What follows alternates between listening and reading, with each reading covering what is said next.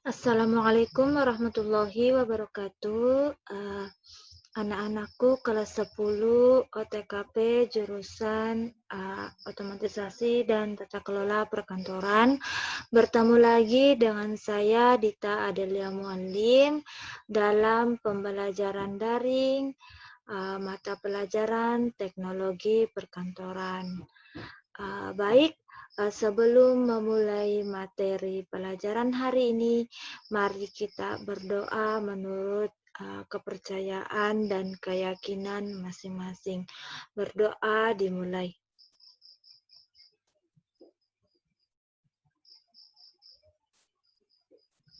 Berdoa selesai.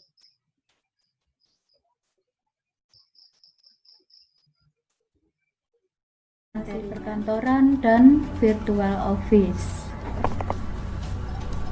Pada materi kali ini kita akan memahami terlebih dahulu kompetensi dasar 3.1, yaitu memahami teknologi perkantoran, otomatisasi perkantoran, dan virtual office. 4.1 melakukan pengelompokan teknologi perkantoran, otomatisasi perkantoran, dan virtual office.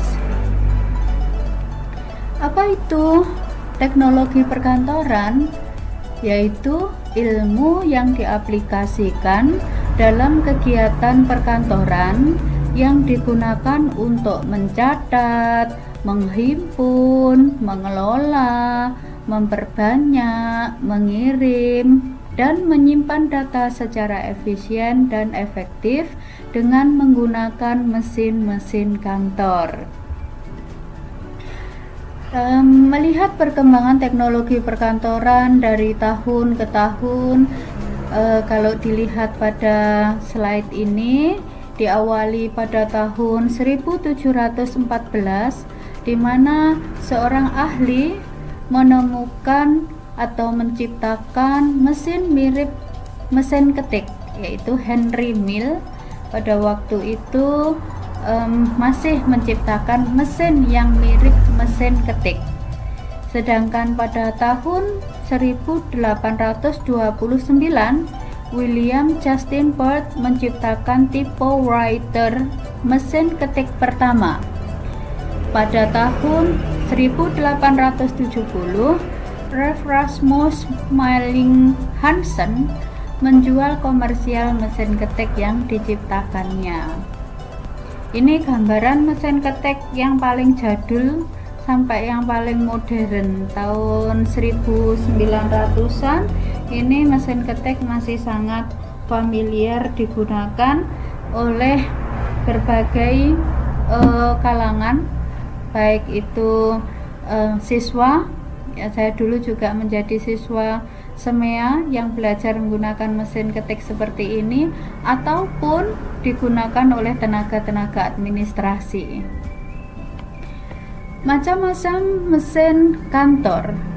Mesin kantor yang pertama dilihat dari tenaga penggerak. Tenaga penggeraknya dibagi menjadi dua, yaitu manual dan listrik. Sedangkan cara kerja dan komponen mesinnya dibagi menjadi dua juga, yaitu mesin mekanik dan mesin elektronik. Jadi kalau manual itu digerakkan oleh tenaga manusia, sedangkan kalau listrik pastinya dengan tenaga listrik. Kalau mekanik ini berarti komponen-komponen mesinnya itu bisa kita lihat. Sedangkan kalau elektronik ini gerakannya ini kurang bisa terlihat kasat mata ya, karena tertanam di dalam mesin tersebut. Jadi kalau contohnya pada mesin ketik manual yang ini akan kelihatan gerakan-gerakan komponennya ketika ditombol touch mesinnya. Sedangkan kalau yang ini, yang elektrik atau yang elektronik ini tidak bisa terlihat secara kasat mata.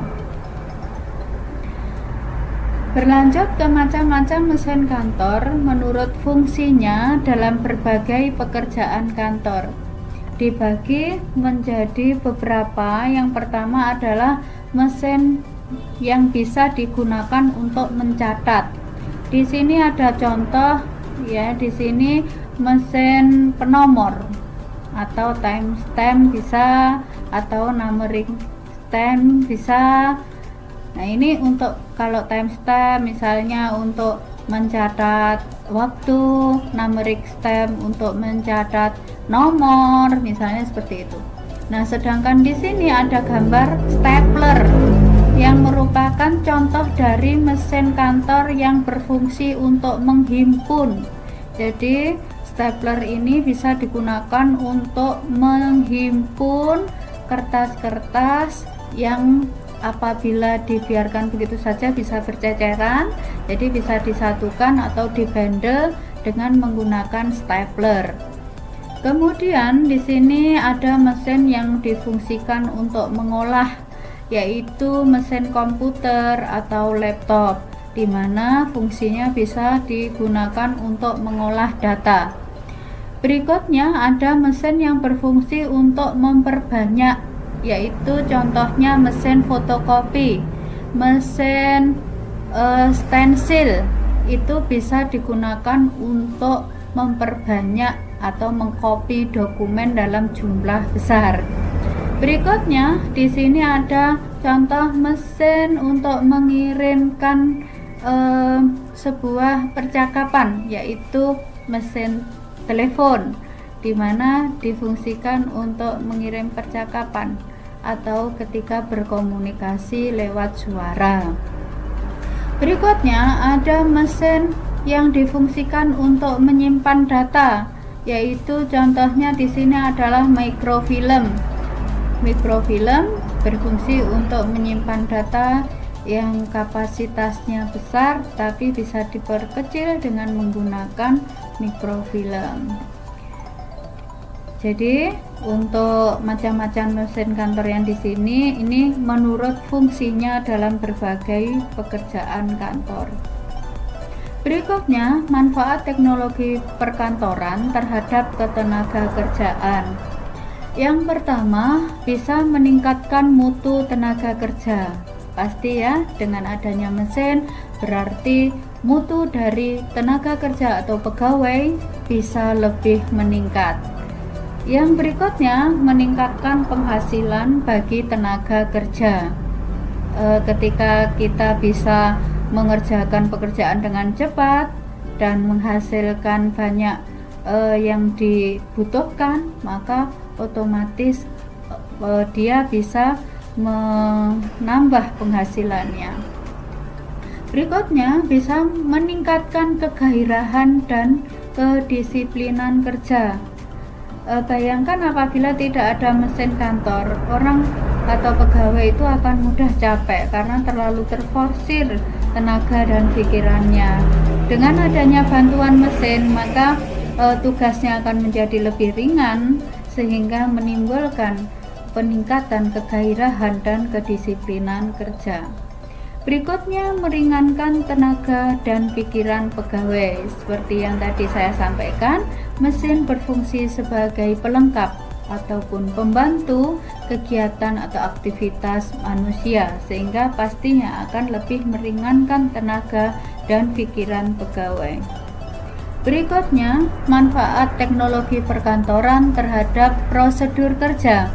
Yang pertama, mempercepat penyelesaian pekerjaan, menyederhanakan prosedur kerja, memperlancar pekerjaan, dan mempermudah penyelesaian pekerjaan. Manfaat teknologi perkantoran terhadap hasil kerja. Yang pertama, meningkatkan mutu hasil pekerjaan kantor. Yang kedua, mempertinggi jumlah hasil pekerjaan. Yang ketiga, memenuhi standar mutu tertentu. Yang keempat, memperoleh keseragaman bentuk, ukuran, dan jenis hasil pekerjaan kantor. Selain berbagai macam kelebihan yang diperoleh dengan adanya teknologi perkantoran, ternyata menimbulkan dampak negatif juga. Kenapa demikian? Karena semakin canggihnya teknologi perkantoran berarti otomatis akan mengurangi tenaga kerja manusia sehingga akan menambah pengangguran. Jadi tenaga manusia akan digantikan oleh tenaga mesin. Berikutnya, kesulitan mencari tenaga ahli. Misalnya ada mesin baru yang dibeli oleh suatu kantor, ketika pegawai-pegawai yang ada di dalamnya tidak bisa mengoperasikan mesin tersebut atau sulit untuk mencari tenaga ahli yang bisa mengajari mereka, maka ini akan menjadi kendala tersendiri. Berikutnya ada ketergantungan pada mesin. Jika misalnya sering bekerja menggunakan komputer misalnya, apabila listrik mati, maka seolah-olah dia tidak bisa berbuat apa-apa, sebab semua file ada di mesin komputer, terus kemudian data-data penting juga di komputer, sehingga ketergantungan pada mesin ini juga menjadi kelemahan tersendiri. Berikutnya, dengan adanya mesin kantor ini juga bisa menimbulkan suara gaduh. Contoh, kalau pada zaman saya dulu menggunakan mesin ketik, itu tentu saja akan mengganggu suasana kantor yang hening menjadi gaduh. Kemudian perlu sarana penunjang yang lain, artinya keberadaan mesin tentu saja tidak bisa berdiri sendiri. Misalnya ada komputer, pasti ketika mencetak membutuhkan printer, saling melengkapi, dan itu apabila salah satunya tidak ada, misalnya printernya lagi bermasalah, maka pekerjaan cetak-mencetak akan menjadi tertunda. Baik, beralih ke materi berikutnya, yaitu otomatisasi perkantoran. Apa itu otomatisasi perkantoran? Yaitu semua sistem elektronik formal dan informal, terutama yang berkaitan dengan komunikasi informasi kepada dan dari orang yang berada di dalam maupun di luar perusahaan. Tujuan otomatisasi perkantoran: yang pertama, penggunaan alat elektronik dapat mempercepat setiap pekerjaan kantor sehingga akan dapat menjaga dan meningkatkan produktivitas kantor. Macam-macam sistem otomatisasi perkantoran. Yang pertama yaitu sistem komunikasi elektronik. Apa itu sistem komunikasi elektronik? Yaitu sebuah sistem di mana dengan adanya alat-alat yang berfungsi untuk berkomunikasi, maka sistem teknologi informasi yang digunakan ini bisa digunakan untuk berkomunikasi secara individu, kelompok pekerja, dan organisasi yang lain. Misalnya sistem komunikasi elektronik itu adalah email. Jadi dengan adanya email akan membuat individu, kelompok kerja maupun organisasi yang lainnya ini saling bertukar informasi secara elektronik. Berikutnya yaitu sistem kolaborasi elektronik. Adalah suatu sistem yang tidak hanya berupa pertukaran komunikasi dan pesan, tetapi juga bagaimana informasi dan pesan tersebut digunakan untuk bekerja sama. Misalnya dengan adanya mesin yang bisa digunakan untuk telekonferensi atau rapat jarak jauh. Berikutnya, sistem publikasi dan pengolah gambar elektronik. Maksudnya bahwa dengan sistem ini maka penggunaan teknologi informasi untuk keperluan pembuatan dokumen secara tercetak. Misalnya kalau kita mau membuat brosur atau pamflet atau leaflet atau selebaran yang lain atau print out dokumen, ini kita bisa menggunakan sistem publikasi dan pengolah gambar elektronik. Berikutnya, sistem pengolahan kantor. merupakan sistem kantor otomatis yang mendukung orang-orang di organisasi untuk mengorganisasikan aktivitas-aktivitas kerja mereka. Berikutnya, sistem elektronik formal merupakan sistem yang didokumentasikan dengan suatu sistem prosedur tertulis. Dan terakhir yaitu sistem elektronik informal. Kalau tadi ada formal, kalau informal ini sistem yang tidak direncanakan atau diuraikan secara tertulis.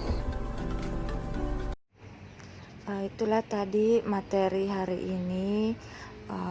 Semoga bermanfaat bagi kalian. Tetap semangat belajarnya ya. Apabila ada yang tidak dipahami dari materi tadi, silahkan bertanya di kolom komentar atau di grup WhatsApp. Wassalamualaikum warahmatullahi wabarakatuh.